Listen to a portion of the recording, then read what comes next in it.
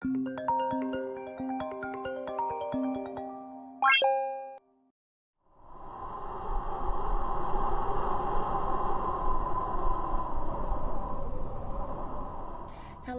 welcome back to Honeybee's Hive. I'm Honeybee. So, as you see, I am still here.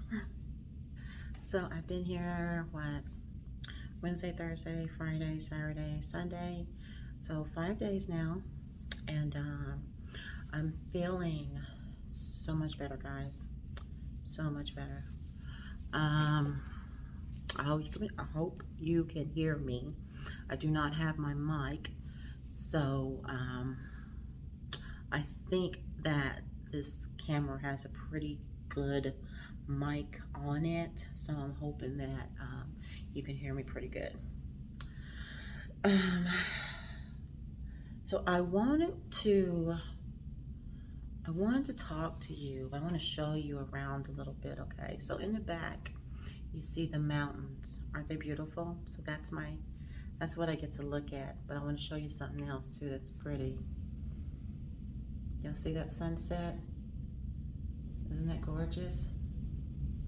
I want to share that with you guys. So right now, we're looking at is it sunset or is it sunrise? That's sunset, that's right. Got an evening sunset, and in the morning it's a sunrise. So I'm sharing with you a beautiful sunset. I just looked up and saw that. Isn't that gorgeous? Oh. So this is actually this is what I see in my room. Yeah, that's gorgeous. It is what, 10 o'clock? What is it? 9:50? It's 9:50 p.m. in the evening, so sunset is a little late here, but we do get a sunset. So anyway, so I want to talk to you today about, I was trying to debate, should I talk to you about my state? So what I'm going to do is just talk to you about how I got here. I think I talked to you before and let you know that I checked myself in to try to get help. So I'm going to talk to you today a little bit about the procedures and the steps of how I got here and the steps of getting checked into into a voluntary treatment facility. So, which is what I am in. There are involuntary ones, and then there are voluntary ones. The voluntary ones is basically you agree that this is what you need, and you agree to the treatment. Pretty much, that's it. You're not. You don't have to stay. You can at any point decide to check yourself out. Actually, someone did that this weekend. No, I think Friday they actually checked themselves out. I don't know what the reasons were or whatever, but it is what it is. So, me myself, I want to let you guys know that it is helping me. It has helped me a great deal. It has shown me a lot of things about myself that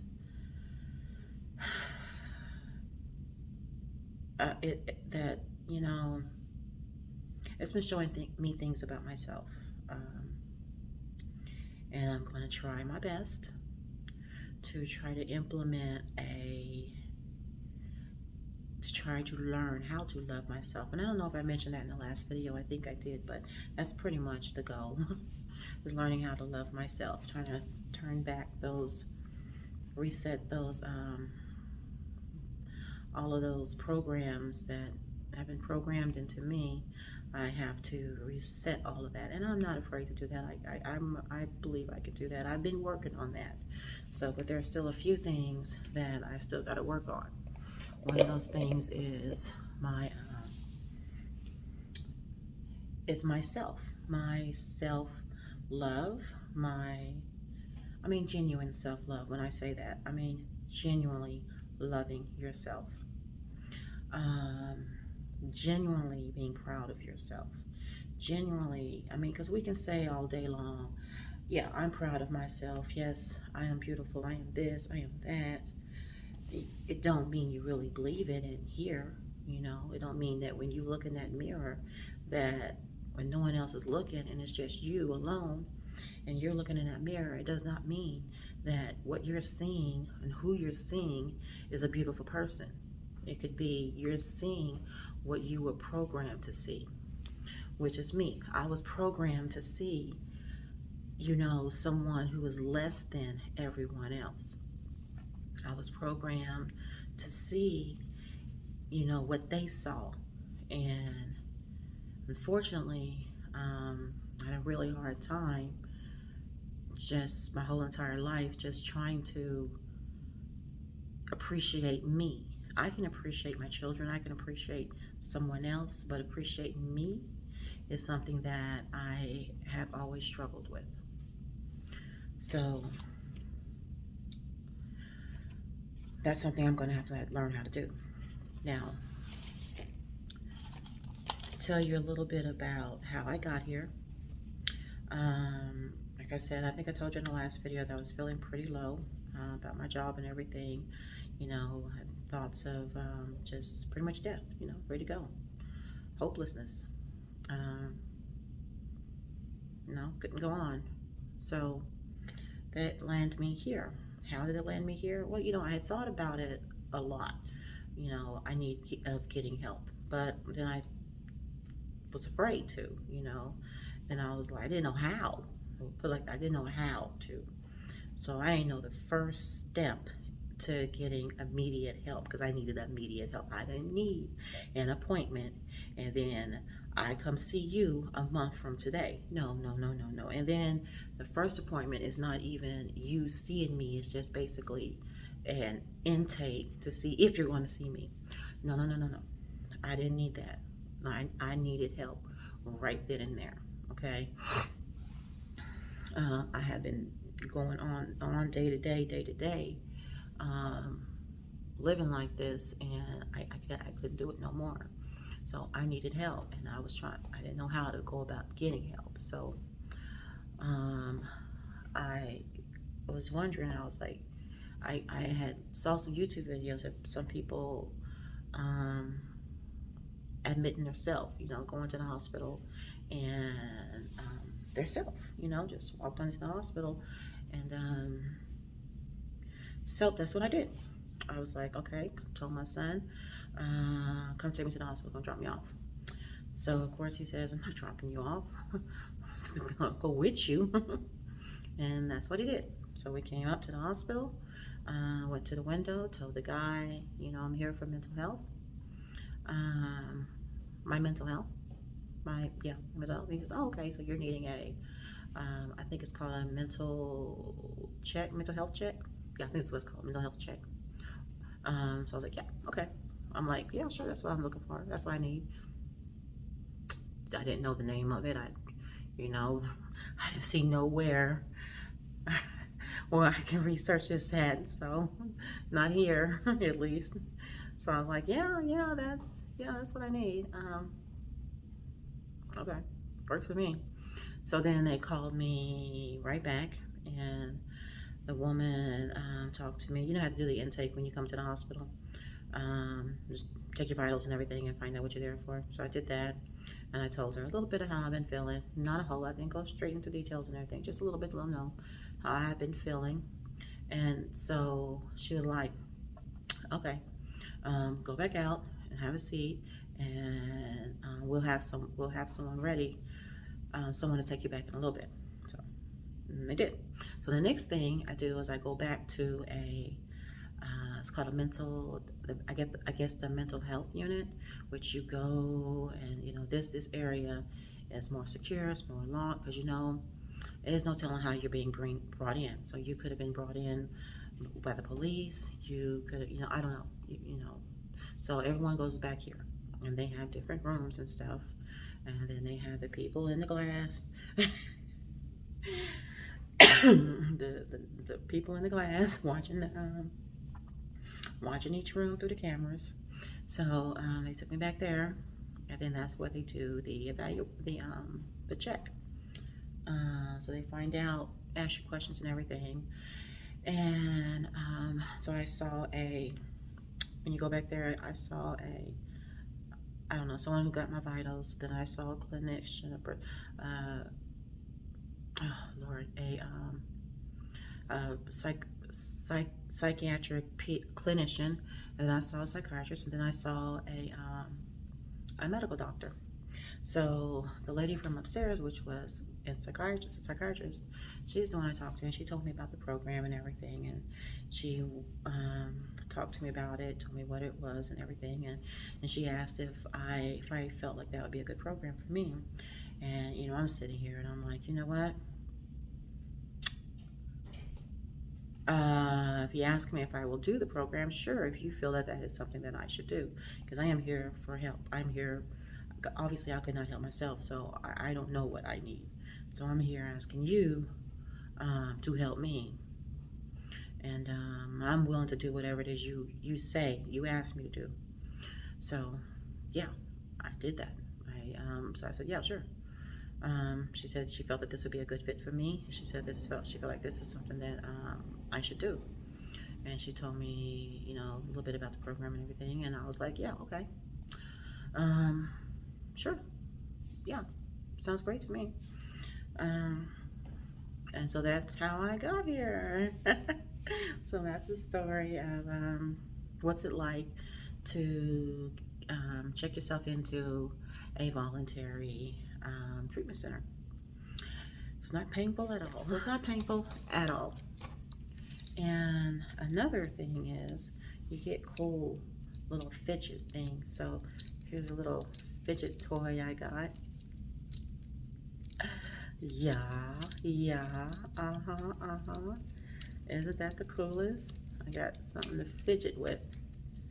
And woohoo! Look at that.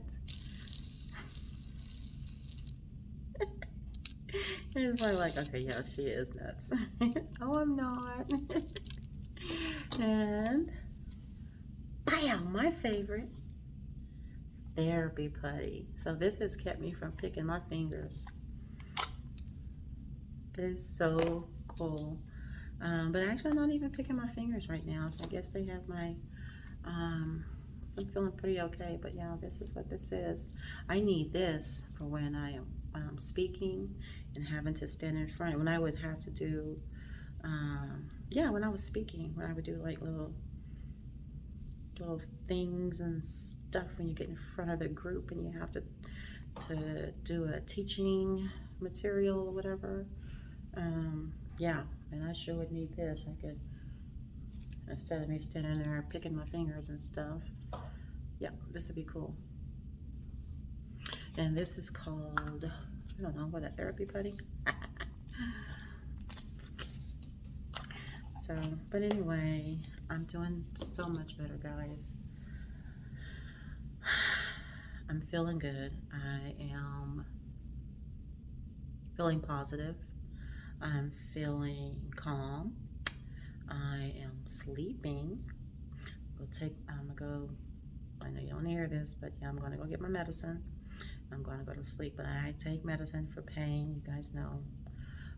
They have been monitoring my pain medicine really good today. And I had a good day, a really good day. I think the pain is half my problem too. The other half is you know who. So maybe later on I'll do another video and I will tell you more about, well, you guys know about my issue, right? You guys already know about that. So what I did come to a conclusion is that, well, I already knew this is what I was going to do, but I was feeling tired, you know.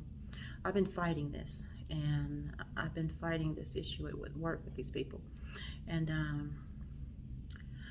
it's weighed heavy on me, and to the point to where I'm mentally and physically exhausted. So I get here and some of the therapy courses, and they talk about, you know, it's a group session, right? So they talk about, you know, just let it go. And I'm like, oh, I just can't let it go. Because, you know, You guys know, and I know a lot of you guys probably know what I'm talking about. A lot of, you know, being a woman and a woman of color, you know, being a woman, period, things don't always come easy for us, okay? So I have worked hard to get here to where I'm at and to get into the position that I am in. And I'll be damned. She's not gonna take that from me. So I just had to come here and, you know, what's a good word? Just kind of, um, I don't know, you know, turn off, then turn back on. You know, shut it down for a minute, and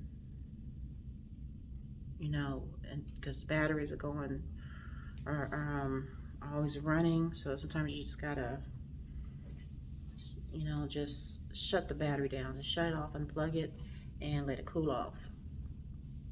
That's what I needed to do. And I was able to do that here. I was able to do that in an environment that I felt safe, that I feel safe, and an environment that also gave me support. So a supportive, safe, and I think a caring environment, you know. It's like they're constantly throwing things at me, saying, "You should be, you know, be proud. I am proud of you. You are courageous." I know everything that you guys always tell me. I know, and I hear you. I do, and those beautiful words, those beautiful messages you guys sent me. I am going to message you guys back, but know that I have read them. I have read them all, and they're all beautiful. Thank you so much. I'm going to go back and read them again. I'm going to go back and actually answer them. But thank you. I don't know. I mean, now it's like here I have them in my face telling me, you know, and it brings me to tears. Some of the things you guys say to me too, it brings me to tears. Because it's hard. It's hard for me to accept that. You know, I think you guys call me beautiful too, and well, that one's even harder to accept, but thank you. I am so appreciative. I really am. I hope you guys know that. So I am going to continue to fight the fight. I am going to continue to learn to love myself. I am going to continue to learn. I am going to make the choice to be happy no matter what my circumstances is. So no matter what they are doing to me, I choose to be happy. I choose not to let it affect me mentally and physically. So those are things that we can choose to do, is we can choose. I learned this. We can choose how not to let these things, these circumstances and situations affect the way that we feel, or affect how we react. You know, some of us may get angry and react in anger. We choose. We can choose not to. And if you can't choose and it's so really hard, you know, you may need medication like me, okay? Sometimes we need to see a professional, okay? It's nothing to be ashamed of, all right? And you reprogram and retrain our minds to think and to realize this is a new time. This is not the past. This is the present. And in the present, we get help for what we need, okay? If we get help, we'll live longer. So not only our health is important, but our mental health is important, okay? And that's the only way we're going to survive, guys. So we got to take care of ourselves. Got to, continue to support each other. I'm thankful for you guys. I'm thankful for the people here who are helping me to heal inside and mentally. I'm thankful for my healthcare doctors who are helping me to heal physically, even though what's wrong with me, but they're trying. I'm thankful for you guys, and I'm thankful for me. So let's say that all together, guys. I love me, and I am thankful for me. Okay? You're thankful for you. You love you, and I'm thankful for me, and I'm thankful for myself. I love me. Yeah, you know what I mean. I love you guys. Toodles. Peace.